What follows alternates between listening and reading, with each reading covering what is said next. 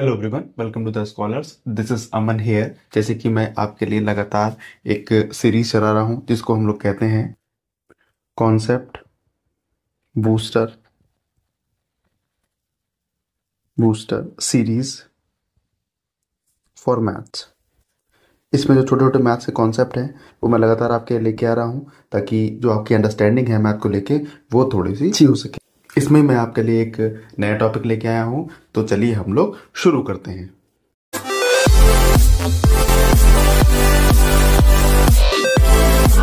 तो जो आज का हमारा टॉपिक है वो है similarity of triangles. Similarity of triangles. देखिए, सिमिलैरिटी ऑफ ट्रायंगल समझने से पहले आपको याद होगा क्योंकि क्लास 9 में हमने पढ़ा है कॉन्ग्रुएंसी। कॉन्ग्रुएंसी, ठीक है। तो उसी कुछ टर्म्स पे आती है सिमिलैरिटी। कह सकते हैं दोनों बहनें हैं, यानी कि हाँ, ये दोनों बहनें कह सकते हैं इन लोगों को। तो इसमें क्या होता है, यानी कि इसमें क्या आना चाहिए, इसमें इक्वल शेप होनी चाहिए। इक्वल शेप एंड साइज होना चाहिए। इसमें इक्वल शेप चलेगी लेकिन साइज का कोई इशू नहीं होता है सिमिलैरिटी में। यानी कि कॉन्ग्रुएंसी जब आप ढूंढने जाएंगे तो क्या होगा, शेप और साइज दोनों इक्वल होने चाहिए। और अगर सिमिलैरिटी की बात करेंगे, सिमिलैरिटी में सिर्फ इक्वल शेप हो, यानी कि ट्रायंगल की कंपैरिजन ट्रायंगल से हो रही हो, रेक्टेंगल की कंपैरिजन रेक्टेंगल से हो रही हो, सर्कल के सर्कल से हो रही हो, साइज कैसा भी हो सकता है। तो मैं एग्जाम्पल के लिए ऐसे ले सकता हूँ। देखिए, मैंने एक ट्रायंगल ले लिया है इस तरीके से। ये ट्रायंगल ए बी सी हो गया है। मैंने यहाँ पे एक और ट्रायंगल ले लिया है। दोनों साइड में आपको फर्क दिखाई पड़ ही रहा होगा।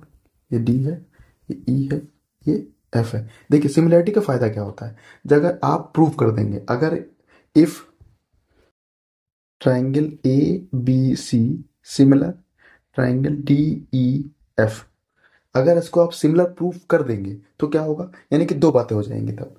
यानी कि ये एंगल इसके इक्वल हो जाएगा, ये एंगल इसके इक्वल हो जाएगा, और ये एंगल इसके इक्वल है। यानी कि जो करस्पॉन्डिंग, देखिए पहला point, corresponding angles will be equal.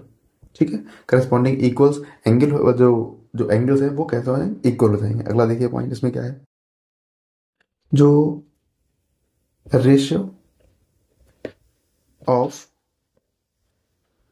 Corresponding ratio of corresponding sides will be equal. इसका मतलब समझ लीजिए, मैं यहाँ पे देता हूँ आपके। देखिए, इसमें क्या होगा, यानी कि इसमें हो जाएगा ए बी अगर साइड है, इसका रेशियो किसके साथ बनेगा, ये डी ई के साथ बनेगा।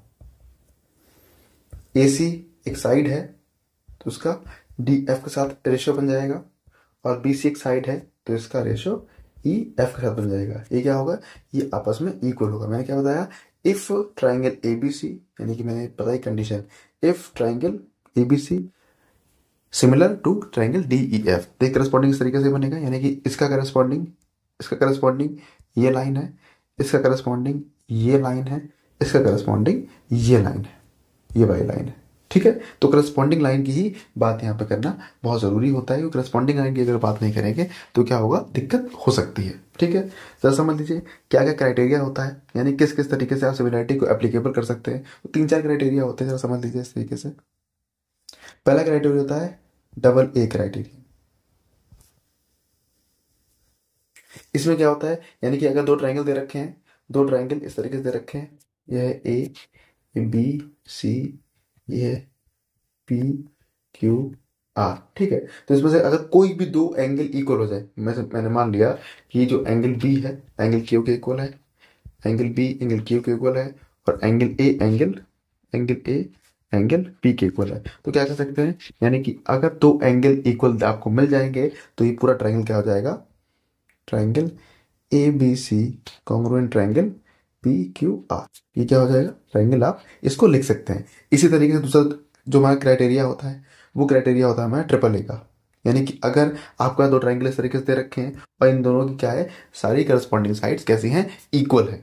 तो क्या हो जाएगा, आपको लिख सकते हैं वहां पे ट्रिपल ए क्राइटेरियन से दो ट्राइंगल सिमिलर हो सकते हैं। उसके बाद देखिए क्राइटेरिया हमारा क्या होता है, साइड साइड साइड। ठीक है, साइड साइड यानी कि ये जो देख रहे हैं आप, ये अगर ये दोनों ट्राइंगल की तीनों साइड्स इक्वल हो जाती हैं तो क्या हो जाएगा, साइड साइड साइड क्राइटेरियन से क्या कह सकते हैं आप, ये दोनों ट्राइंगल कैसे हैं, सिमिलर है।